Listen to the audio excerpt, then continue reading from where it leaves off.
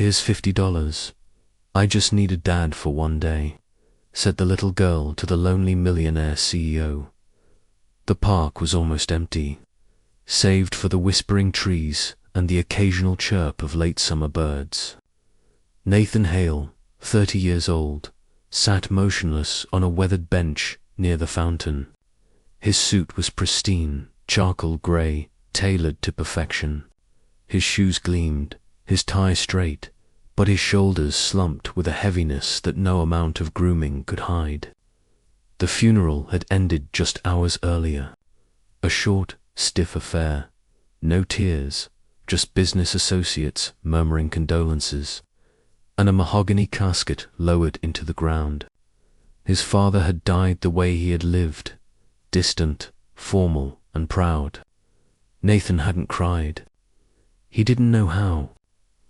Now he stared blankly at the ducks gliding across the water, his hands folded tightly in his lap.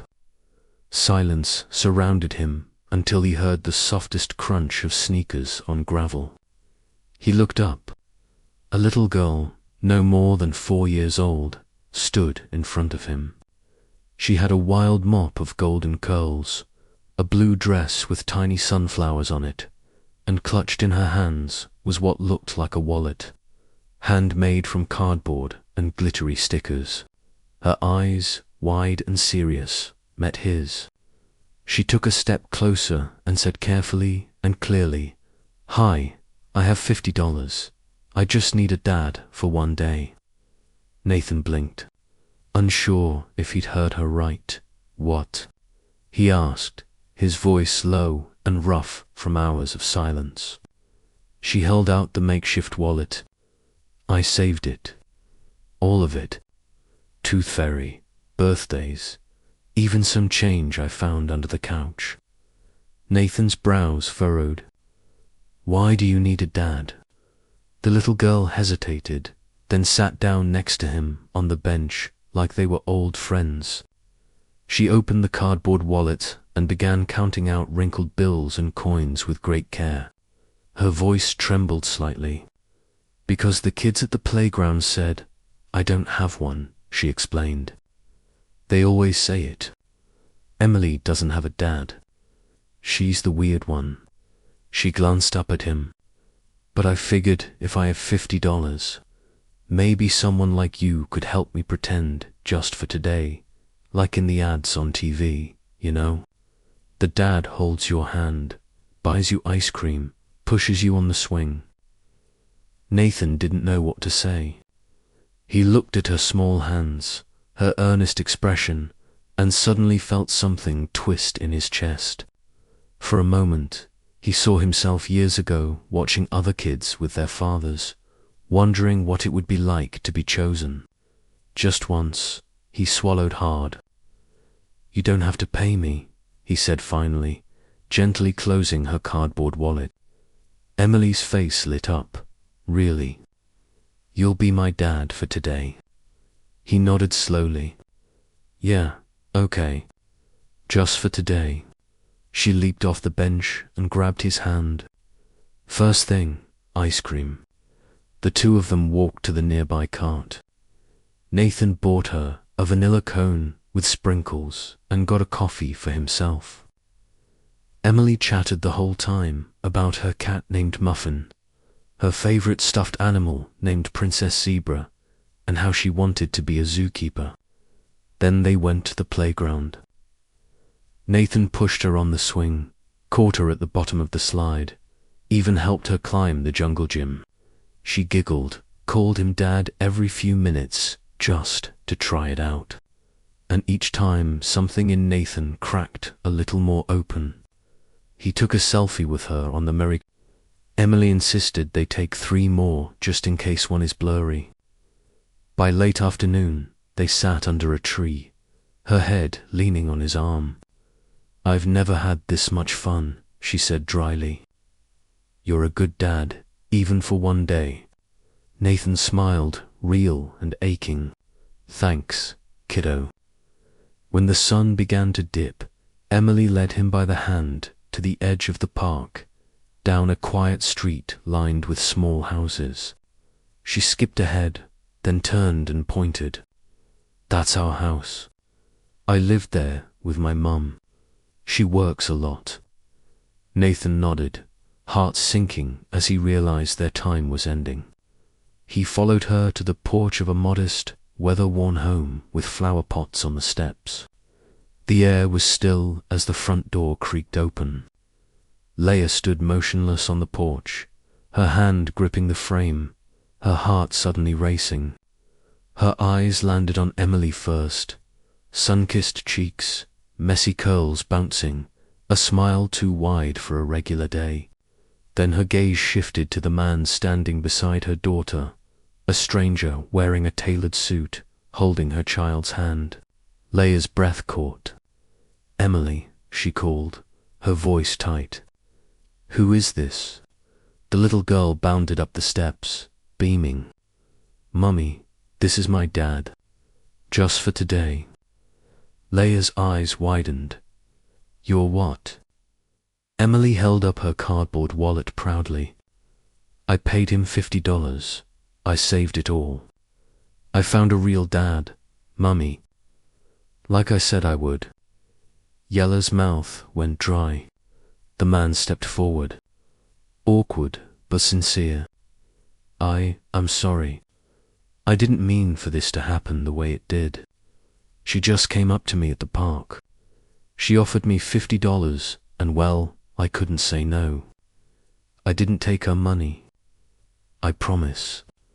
He reached into his pocket, pulled out a business card and offered it to Leia with a nervous glance. "My name is Nathan Hale. I run a tech firm downtown." I swear I only wanted her to be safe and happy. That's all." Leia took the card, but didn't look at it. Her hands were trembling. Nathan stepped back. "I'll go now. I'm sorry again." And just like that, he turned and walked down the porch steps, disappearing into the fading daylight. Leia stood there for a moment, frozen. Emily tugged at her sleeve. He pushed me on the swings, bought me ice cream. He even took pictures with me. "Want to see?" Still silent, Leia followed her daughter inside. The house was dim, quiet, a small living room with second-hand furniture and crayon marks on the walls. Emily skipped to the coffee table, grabbed her mum's phone, already open to the photo gallery. There they were, selfies of Emily on Nathan's shoulders, laughing on the merry-go-round, clutching his hand as they shared ice cream. Her smile in those pictures, it wasn't just joy, it was belonging. Leia sank onto the couch. $50, she whispered. Emily nodded proudly. "I saved it all by myself since last Halloween. Remember when I asked if Santa could bring me a dad? But Santa didn't, so I thought maybe I could find one on my own." Leia pressed a hand to her mouth.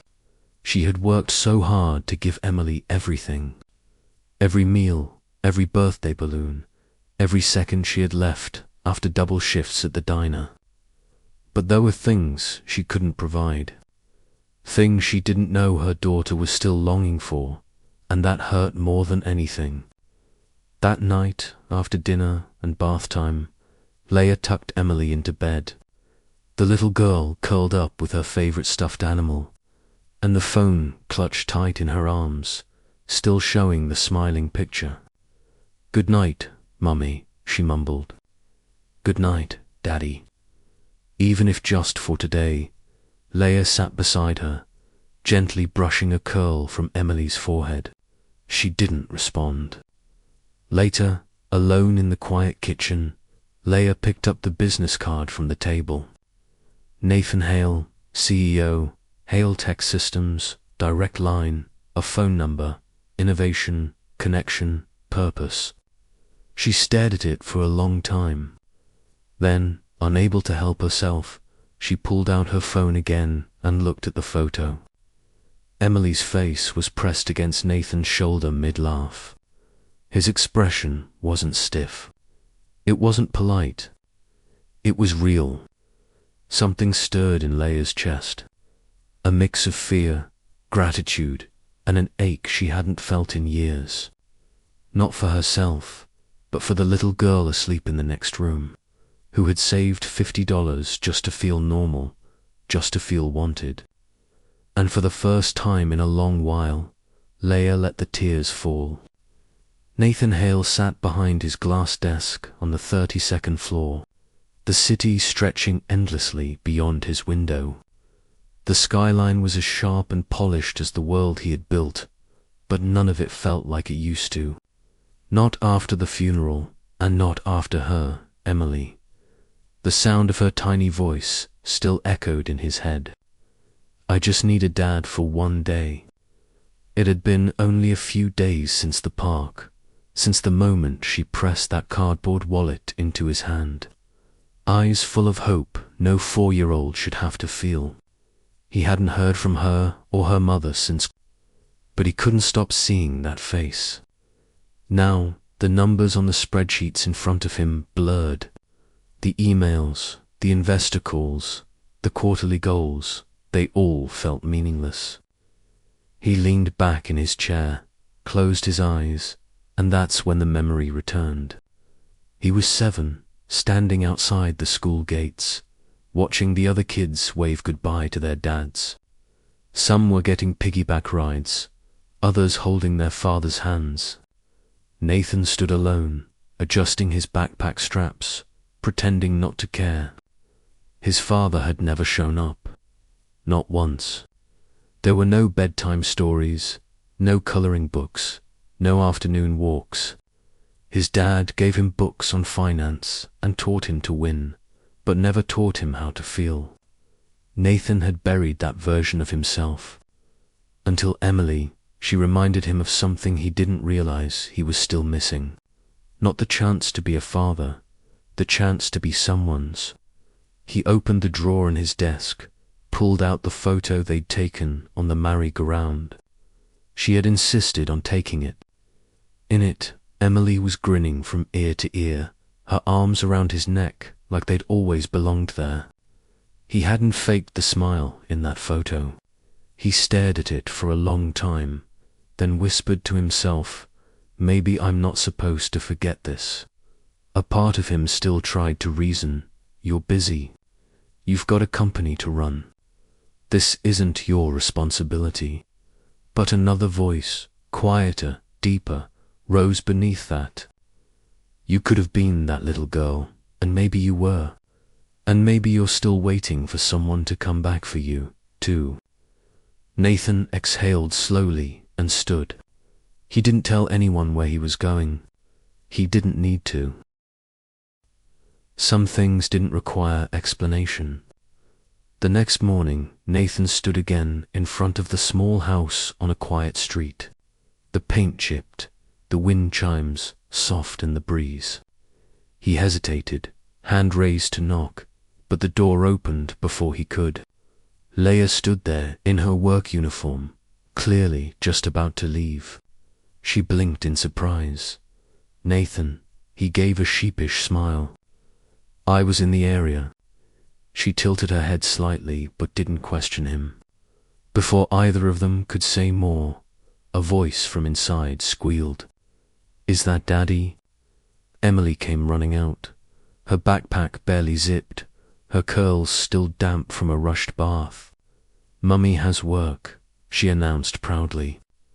Can he take me to school? Leia hesitated, her eyes darting between them. Nathan stepped in. Only if that's okay with you. She hesitated again, then nodded. She'd love that. Nathan found himself crouching on the sidewalk, tying Emily's shoes.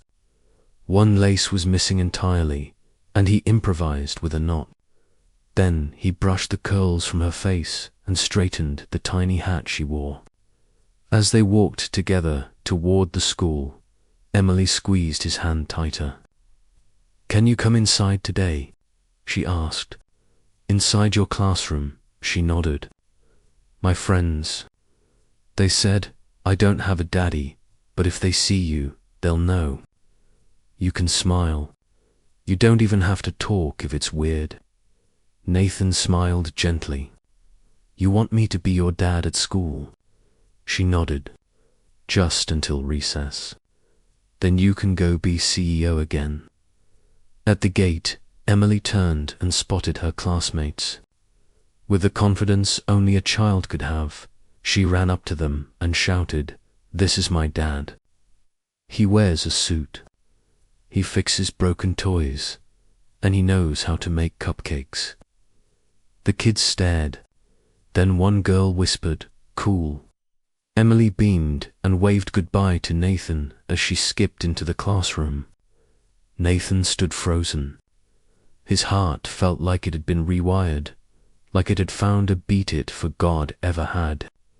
And as he raised a hand and waved back, he whispered to himself, "This is the first time someone's proud to call me dad." And somehow that was everything.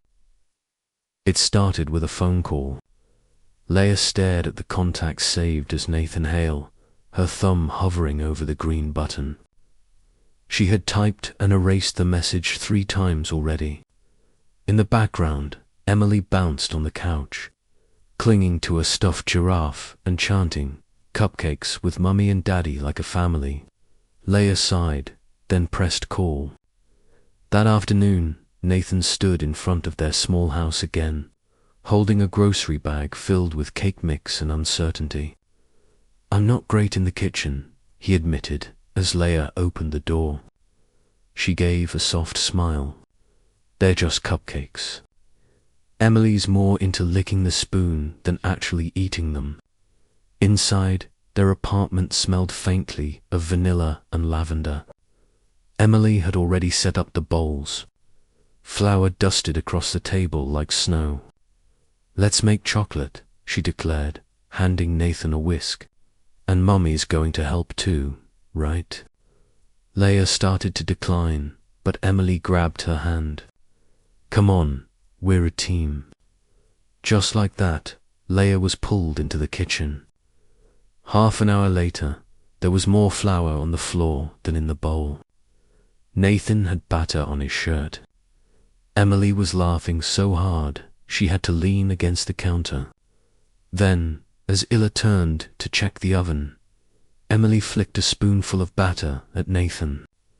It landed on his cheek. He gasped, "Oh no." Chocolate attack. Leia turned to see him swipe frosting from the bowl and dot it on Emily's nose. The kitchen exploded with laughter, and Leia, so used to staying composed, laughed too. Not a polite chuckle, but a real laugh, the kind that shakes out of you when you stop holding back. She covered her mouth, but it didn't help. Watching Nathan, this polished CEO, trying to wipe frosting from his tie with a paper towel, it was just too much. Nathan looked at her then. No calculation, no defenses, just soft eyes and a crooked smile. For the first time in a very long while, he felt like he belonged. And somewhere in his mind, a voice tried to echo his father's old mantra. Feelings are weakness. Don't get attached. But tonight, Nathan didn't want to listen.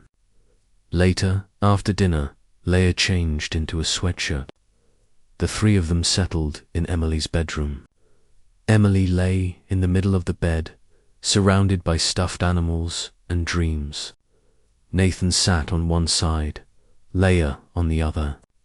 A storybook opened in Nathan's lap. He read in a big, booming narrator voice.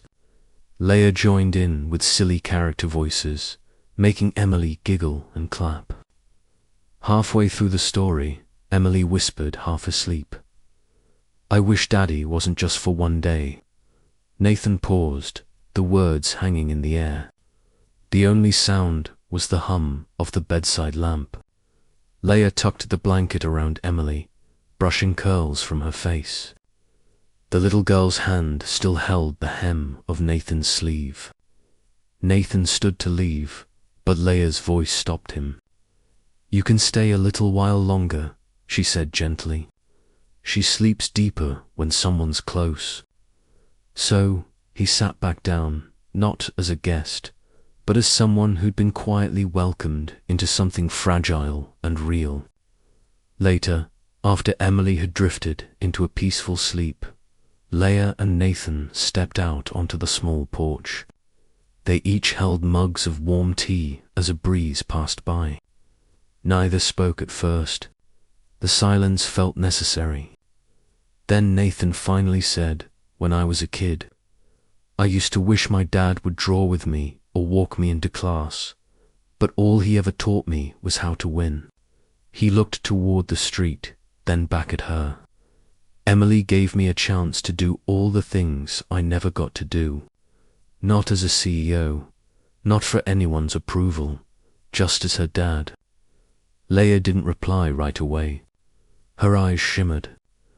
A few minutes later, Nathan stepped quietly back into Emily's room. She stirred but didn't wake, still hugging her giraffe. He leaned down, brushed her hair from her face, and whispered, "I'm not going anywhere, kiddo. Not unless you want me to."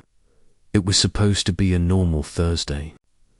The sky was clear, the sun was gentle, and Leah had the morning shift at the diner. Nathan had offered to walk Emily to school again, something that had become quietly routine over the past few weeks. Emily wore her favorite pink dress with the unicorn buttons, and Nathan had packed her lunch himself, 2 jelly sandwiches with crusts cut off, a juice box, and a tiny note that simply read, "You're brave. I love you, Dad." She beamed when she found it and tucked it into her backpack like it was treasure. But that afternoon, everything shifted. Leah had just arrived home when the phone rang.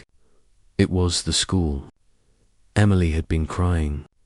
She rushed over as fast as she could, only to find Nathan already there, crouched beside Emily on the bench outside the office. Her little shoulders shook, face buried in her stuffed giraffe. "What happened?" Leah asked, breathless. The teacher explained gently. Some of the children were teasing her, saying that her dad wasn't her real dad. Emily lifted her face, cheeks stir with tears. They said, "You're not my real daddy. That I made you up." Nathan's heart clenched. He looked into her eyes and asked softly, "Do you believe that?" She hesitated, then whispered, "Are you going to leave if I'm not good enough?" Nathan dropped to his knees right there on the sidewalk.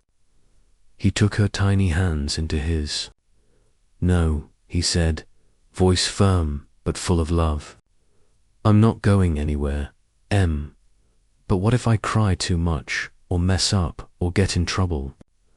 He pulled her into his chest and hugged her tightly.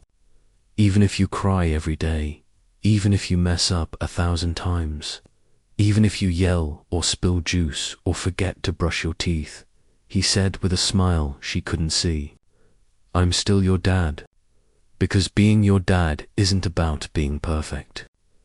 He pulled back just enough to look at her. "It's about staying, and I'm staying forever, if you'll let me." Emily nodded slowly, then launched herself back into his arms. From a short distance, Leah stood on the second-floor walkway of the school, watching. She had just arrived and hadn't wanted to interrupt. She saw the way Emily clung to Nathan, the way he held her, the way he spoke to her like she was the most important person in the world. And something inside her began to shift. All these years, she had taught herself to be cautious, to do it alone, to expect disappointment and be grateful for survival. But now, watching Nathan kneel beside her daughter, the thought came uninvited but undeniable. Maybe this time it's real. Later that evening, after dinner, Emily sat in Nathan's lap, drawing hearts with crayons on an old notepad.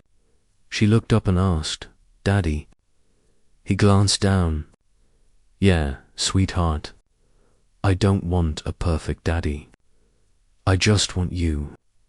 Nathan blinked hard. The lump in his throat made it hard to speak. Leia from the kitchen heard every word. She didn't say anything, but for the first time in a long time, she smiled without hesitation. The kind of smile that said, maybe we're not pretending anymore. The auditorium was buzzing with the chatter of proud parents and excited children. Paper streamers hung across the ceiling. Hand-drawn posters colored in crayon lined the walls, and little wooden chairs were arranged in rows. It was Family Day at Ridgewood Preschool, a day meant to celebrate love, connection, and belonging. Emily sat in the front row, her dress neatly pressed, a small ribbon in her golden curls. She clutched a folded piece of paper tightly in her hands, legs swinging nervously beneath the chair. Leia sat beside her, heart pounding, and just behind them. Nathan adjusted his tie for the 5th time, not because it was crooked, but because he needed something to do with his hands. The principal stepped up to the small podium, smiling warmly. Today, one of our students has something special to share. A little story from a big heart. Emily stood up slowly, climbed the 2 small steps to the stage, and approached the microphone. It looked almost too big for her, but she didn't flinch. Her hands trembled slightly as she unfolded her note, then looked out at the sea of faces. She took a breath, then began. When I started school, I didn't have a daddy. Some parents shifted in their seats. A few children looked at each other, curious. I saw other kids get picked up by their dads. Some had lunch with them, or did puzzles, or made pancakes together. I never got to do that. She paused, swallowing hard. So, I saved up $50. It took me a whole year. I thought, maybe that's how much it costs to have a dad for just one day. Hila's eyes filled with tears. Nathan sat frozen, breath held. Emily smiled softly. But when I met Nathan, I didn't get one day. I got someone who tied my shoes and made cupcakes and walked me to school even when it rained. She turned, locking eyes with Nathan. He was already standing. I thought I bought a dad with $50, she said. But really, I found a family. I found a family. There was silence in the room. Not the uncomfortable kind. The kind where everyone knows they've just witnessed something bigger than themselves. Then applause. Soft at first, then growing until the entire room was clapping. But Emily didn't seem to hear it. She was looking only at Nathan. He walked slowly to the stage, stepped beside her, and knelt down to her level. He wrapped his arms around her, whispering something only she could hear. She nodded, smiling through the tears that had finally come. Then he turned to the crowd, standing tall, his voice clear. This little girl didn't buy a dad, he said. She gave me the one thing money could never buy, a second chance, a purpose, a place. He looked at Leia, and his voice softened. She didn't just teach me how to be a father. She reminded me how to be a man. The room was silent again. But this time, it wasn't out of surprise. It was reverence. And somewhere in the back row, a teacher whispered to another, that man didn't just show up. He stayed. Emily reached up and grabbed Nathan's hand. He squeezed back. She had come with $50 and a dream. What she found was more than she could have imagined. And so had he. The apartment had never been truly quiet, not with a 4-year-old and a mother working double shifts to keep everything running. But tonight, the silence was different. It was peaceful. Emily had fallen asleep on the couch, her head on Nathan's lap, one hand still gripping a crayon.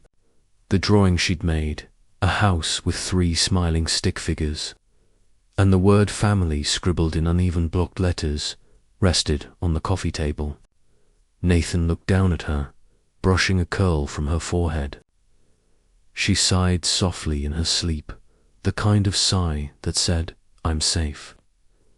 Leia stepped out from the kitchen, drying her hands on a dish towel. She caught the scene and paused, heart tightening at the sight. "She used to fall asleep waiting for someone to come home," Leia said quietly. Nathan looked up, eyes soft. "And now she falls asleep knowing someone already has."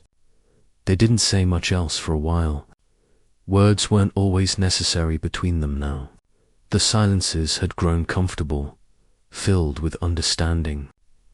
After tucking Emily into bed, Nathan found Leia standing by the small window, staring out at the night. The glow from the street lamp cast a warm outline around her. He approached slowly. "I've been thinking," he began carefully. "This little apartment, it's cozy, but it doesn't have a backyard for cupcake disasters or space for bedtime thoughts." She turned toward him, waiting. Nathan took a breath. "I have a place.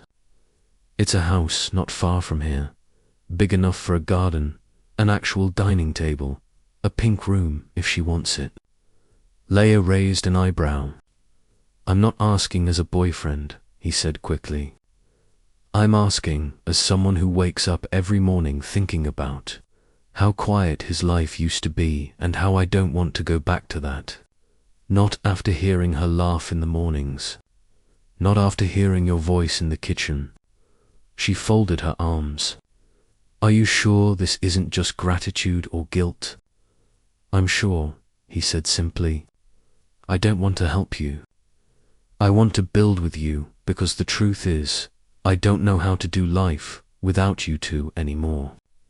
Leia didn't answer right away.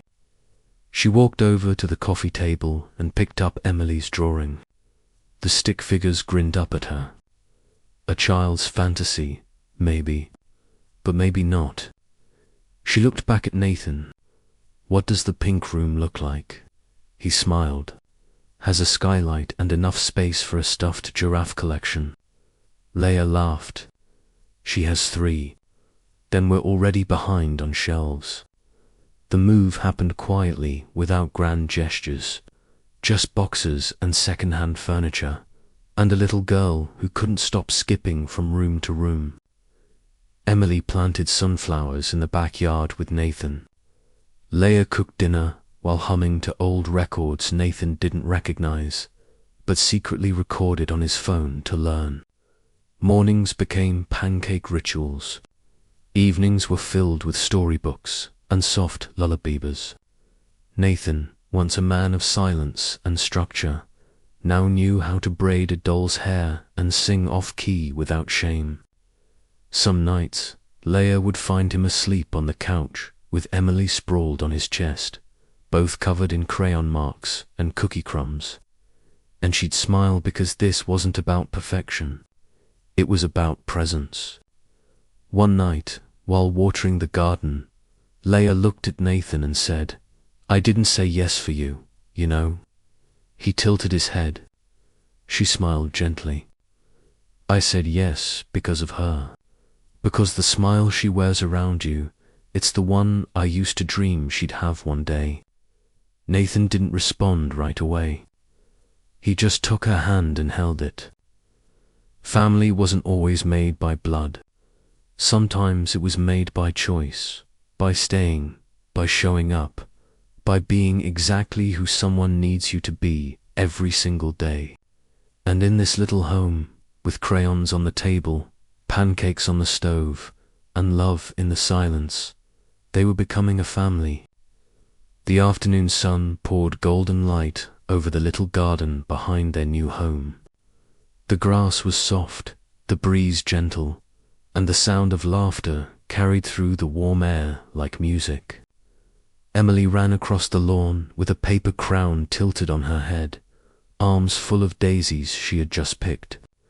A small checkered blanket was spread under the oak tree where Nathan and Leia sat with lemonade and a basket of cupcakes.